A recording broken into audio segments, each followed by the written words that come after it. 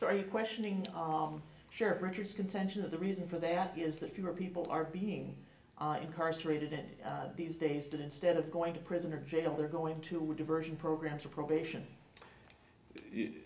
There are more services available than what there were, but electronic monitoring and diversion programs are not something that just came about in 2009 and 2010. They've been around for the last 15, 20 years. Okay? Certain county jails have utilized a classification system to allow more people at lower violence rates to get out. But the jail or our prison populations are going up. I am proposing that we specifically target federal prisons, and that is who we market the county jail to go after federal prison inmates. Federal prison populations are going up. One of the biggest areas of population gain in federal prisons is immigration holds. Right now, about 1/3 of incarcerated people in a federal prison are there that are illegal citizens. Yet there is only, and at about 2.2 million people locked up currently in our prison system, that's around 700,000 illegal immigrants that are held throughout our county. Are you talking about people held waiting for deportation, or held pending charges, or what? These are sentenced people. What are you talking about? These are illegal immigrants who have been placed in our prisons and our jails because they have committed a crime, not just because they are illegal. These are people that have committed crimes, and they are either waiting a deportation because the crime, the punishment that was levied was a deportation order, or that they are waiting, or that they are being held on sentencing. Out of that, a third of those people, like I said, are illegal immigrants, and I think that that's the fastest growing area that we can go after. Right now, a true ICE facility, a dedicated facility to house illegal immigrants, there is only enough room for about 10,000 of them. The rest of them are spread throughout the United States in county jails, in state prisons, and federal prisons. So how do you go about marketing the county jail as a place to bring your prisoners here? How do you do that? Well, two of the deportation ports for federal systems are in Chicago and Minneapolis. We're conveniently located right in between. We are conveniently right off the interstate, and we just happen to have the bed space to take them. Am I saying that, that as soon as I get in there, the very next day I'm going to have 100 federal immigration hold inmates? Mm-hmm. Well, ideally, yes. But I know it's going to take work. It's going to take that we market our jail, and I think that one of the things that we do is we market that our jail has been a very safe place, has been a secure place, and the people that have worked in our jail are very good, ethically strong people. We don't have a lot of problems in the way we manage our people. By doing that, we make our jail more marketable. The location, the track record, and the availability of open bed space that we have. A couple of questions. Federal prisoners being held now. Pardon me? Other county jails? They're being held all over the United States. But where, in federal facilities, or? Some of them are being.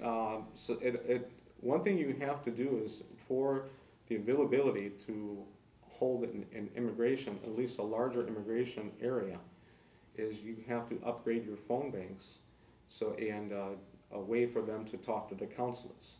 So there would actually have to be a cost to, if we want to truly convert a good portion of our jail to an immigration area, we're going to have to spend some money to do so.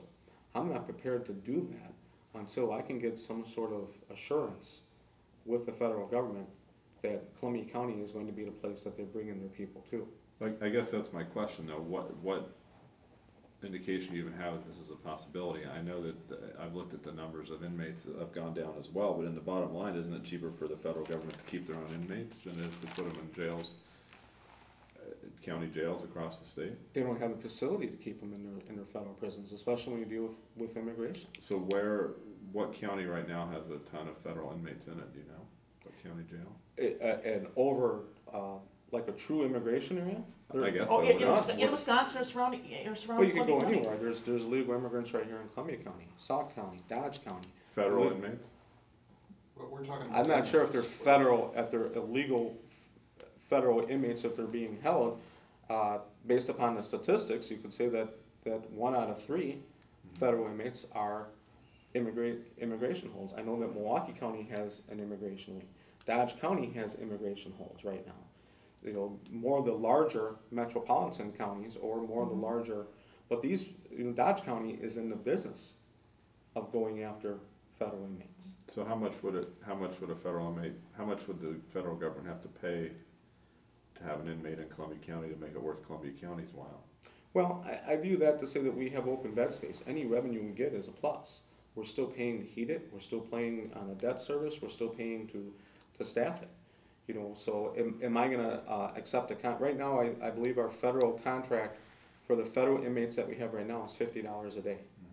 Okay, that's $50 a day we would not have if we did not have each one of those inmates. My argument is we need to get more of them. Would I like to see that increase? Yes. I would like to see that increase to match the true cost of our county jail and what it costs to house an inmate. But there's a contract, right? Is there a contract with Columbia County right now with with the other group, or, you know, the federal government or federal prisons or any other counties to have inmates be in Columbia County Jail? There's a contract based upon a daily rate, but there's no promises of how many you will get. And is that is that a year by year? Yes. Okay. Yes. So I mean, okay. So it varies. You know, the other thing that I feel is that the sheriff needs to possess, again, some lobbying power, not only with the state legislators, but also with the Wisconsin Sheriffs and Deputy Sheriffs Association. They want to use our facilities. They need to use our facilities. We're all in competitive business with each other. Certain jailers are not in that business because they don't have the room to do it. Jefferson County does not have a lot of room, for instance, to take in out-of-state inmates. They'll take them in if they have the extra room, but it could be on a week-to-week basis. Are you suggesting opening that floor that has not yet been opened for the jail, or? Not right now, no. Yeah. We need to use the resources what we have with the facility that we have without opening up that wing. How, what kind of safety issues would there be with bringing in 100 more inmates, the federal prisoners, into Columbia County? Wouldn't that be a concern of residents to bring in that many people? I mean, what kind of violations are these people? I mean, there's no way you can say, well, we don't want the worst of the worst. They're going to send whoever they want to send here, right? Well, true. They're gonna. Well, no, because they're not going to send somebody who is in sentence to like a maximum security. Those are people that will be going to maximum security federal and state prisons. Okay. There are dangerous people that are coming from the state and federal government. People that have not yet have been, and then there's also the difference between a state contracted inmate and a federal contracted inmate. Federal contracted inmates, for the most part, are people on the last leg of their sentence who have proven to be low risk, cooperative inmates. That's another advantage. Right now we have, according to the sheriff's daily population report that he provides to the Judiciary Committee every month, we're looking at an average of about 185 to 187 inmates a day.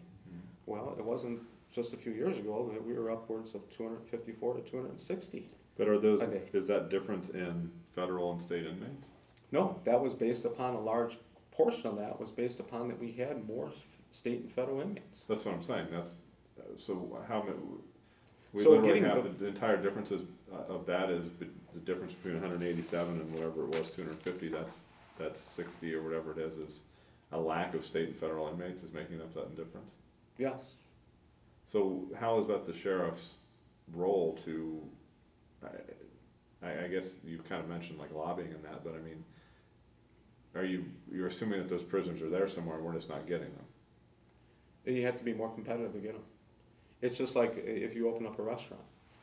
Okay, you can. Who's to blame if the seats aren't being filled? The owner of the restaurant. Okay, what are they doing to market their restaurant? Why are the restaurants around you being filled? Why is Dodge County making more money in revenue than what they spend in operational cost? Well, for one thing, Dodge County is the home of a pretty good-sized state prison. Yes, they are. And so are we. Not as big a one, but. Well, but yeah. It's right. So are we. We're right in the same backyard. And I'm sure you've run into you've heard the situation talked about at the Judiciary Committee, where now the state wants anybody who's gonna take state inmates to also take people who are brought back if their extended supervision fails, and to take on not only the inmates, but also any medical care they might need. And that is why I do not like the state contracts. I would rather pursue federal contracts. The federal contracts cover medical cost, cover transport costs. The state contracts do not. I understand that you try to get as much revenue as you can, and you hope that if you take in, let's say, 10 or 15 state inmates, that the bulk of them are not going to have severe medical issues or emotional issues, and that during their stay everything goes smooth. Okay? It's a risk that you take. You don't get to always choose who walks through your door when you take in these contracts. However, you go to any jail and you ask them, who would you rather have, a federal inmate or a state inmate? And they're going to tell you federal every single time. These are people who have already served their sentence. Okay, I'd like to switch gears a little bit here and. Do you have any more questions about that aspect? Well, I was curious, if you bring in more inmates, would you have to increase staffing? Eventually. But, we would only get to that point once we see that we are doing a good job of maintaining those levels that I want to reach. Well, but if you bring in, if they have hired 2 more people, you're talking about probably, is it safe to say it's gonna be $75,000 to $100,000 to bring in 2 more? But we would jail have to, staff, or we how? would have to encroach a lot more numbers before I would entertain increasing the staffing. We're down on inmates. We're 80 inmates down from where we were a few years ago, but yet we have the same staff. So, in my view, we don't have to be adding staff to get back up to numbers that we once had just 4 or 5 years ago. How do the state rules affect what you're talking about doing, though, regarding how many times an inmate has to be checked by somebody personally, things like that? I mean, wouldn't those force you to bring in more people? Well, then that again goes to the philosophy of the jail. Okay, the way our jail system is set up with the pod system is that a lot of the inmates that are in the pod type system are inmates that have a lower security level so that they can intermingle with each other.